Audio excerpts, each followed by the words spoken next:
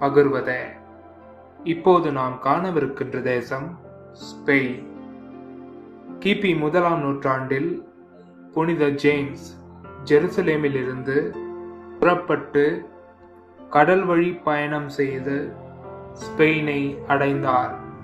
அங்கு அவர் கிறிஸ்துவை பற்றி போதித்தார் என்று அங்குள்ள பாரம்பரியம் கூறுகின்றன.